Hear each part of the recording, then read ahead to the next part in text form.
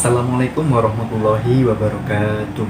Perkenalkan, nama saya Sultan Hanafi. Saya dari jurusan Pendidikan Bahasa Arab UIN Said Ali Rahmatullah Tulungagung semester 6. Pada kesempatan kali ini, saya akan menjelaskan tentang sejarah penyebaran dan juga kodifikasi Al-Quran dan Hadis. Seperti yang umat muslim ketahui, Al-Quran dan Hadis merupakan dua sumber dan dasar utama hukum bagi umat muslim.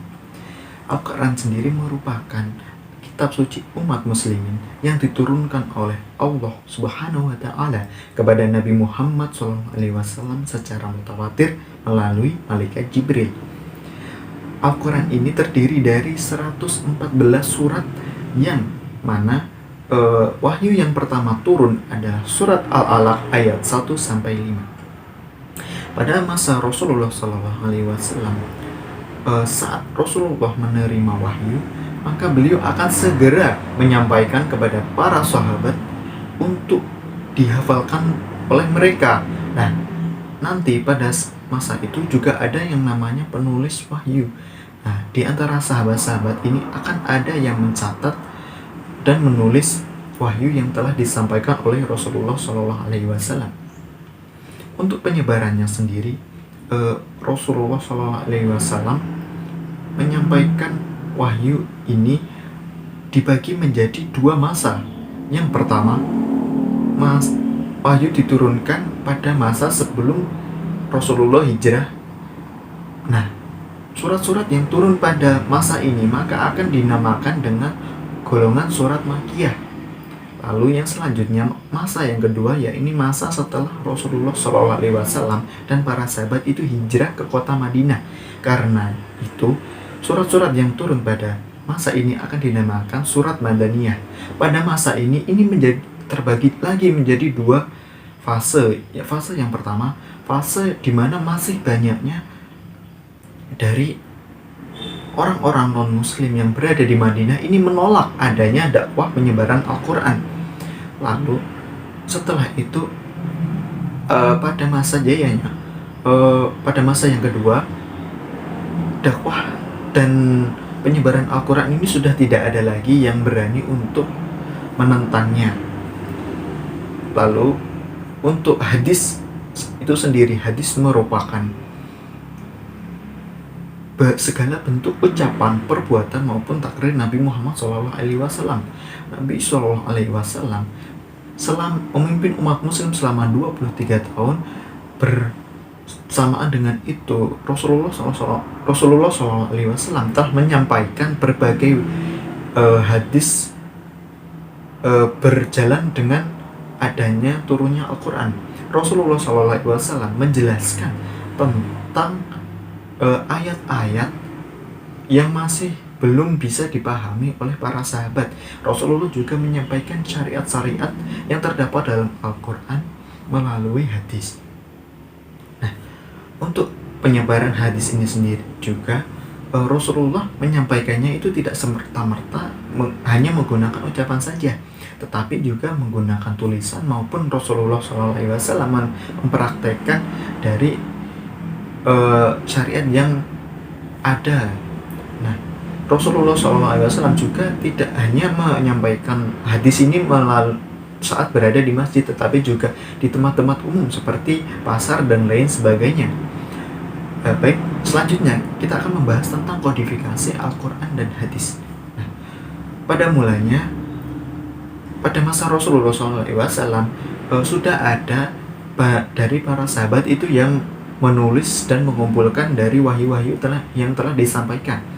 Tetapi pada masa Rasulullah, wahyu-wahyu ini masih tersebar dan juga masih tertulis di berbagai media seperti kulit binatang maupun pelepah kurma maupun batu. Nah, barulah pada masa kekhalifahan Abu Bakar Ash-Shiddiq, karena banyaknya dari umat muslim yang murtad dan banyaknya dari para sahabat penghafal Al-Quran ini yang gugur pada saat memerangi kaum-kaum yang telah murtad, ini menimbulkan kekhawatiran tentang hilangnya Al-Quran bersamaan dengan para sahabat yang telah gugur. Nah, Umar bin Khattab memberikan usulan kepada Abu Bakar As-Siddiq untuk segera membukukan Al-Quran.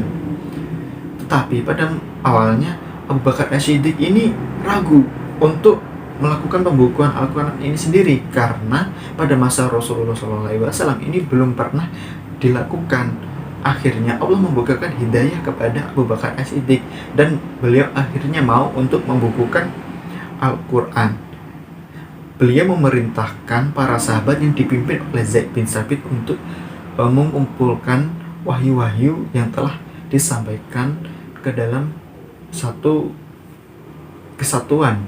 Nah, lalu pada masa kekhalifahan Utsman bin Affan, karena banyaknya perbedaan dalam penyusunan surat-surat dan juga cara membaca yang berbeda dari berbagai kabilah-kabilah yang ada di Jazirah Arab, Utsman bin Affan ini memiliki pemikiran untuk menyelaraskan antara urutan surat-surat yang terdapat dalam Al-Quran dan juga menyelaraskan cara membaca Al-Quran itu sendiri.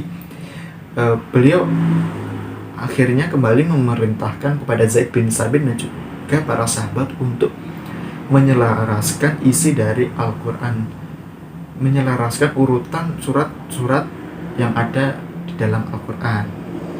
Nah, dan untuk kodifikasi dari hadis, pada mulanya Khalifah Umar bin Khattab ini memiliki pemikiran untuk mengumpulkan hadis-hadis yang telah disampaikan oleh Rasulullah. Namun beliau tidak jadi melakukannya. Karena apa? Karena pada masa itu adanya ketakutan bahwa hadis ini akan tercampur dengan ayat-ayat Al-Quran. Dan juga pada masa itu umat muslimin ini masih fokus untuk mempelajari Al-Quran. Barulah pada masa dinasti Umayyah, pada kekhalifahan Khalifah Umar bin Abdul Aziz, beliau bermaksud untuk segera membukukan hadis, karena ditakutkan hadis ini akan banyak yang hilang bersamaan dengan wafatnya para perawi hadis. Nah, beliau memerintahkan kepada Khalifah Madinah pada masa itu, yakni Abu Bakar bin Muhammad, untuk mengumpulkan dan membukukan hadis dari para tabi'in penghafal hadis. Nah, pada awal-awal ini masih pengumpulan hadis ini masih belum adanya pemisahan dengan fatwa-fatwa para tabi'in. Fatwa tabi'in masih tercampur aduk dengan hadis-hadis Rasulullah, dan juga masih belum ada klasifikasi bab-bab tertentu pada pengumpulan pembukuan hadis. Lalu pada masa pentasbihan hadis, para ulama berhasil untuk memisahkan antara fatwa para tabi'in dengan hadis, lalu berhasil mengklasifikasikan hadis kepada bab-bab tertentu. Contohnya hadis-hadis yang memiliki tema fikih. Nah, seperti itu. Mungkin cukup sekian apa yang bisa saya sampaikan. Bila mana terdapat kesalahan, saya mohon maaf yang sebesar-besarnya. Wassalamualaikum warahmatullahi wabarakatuh.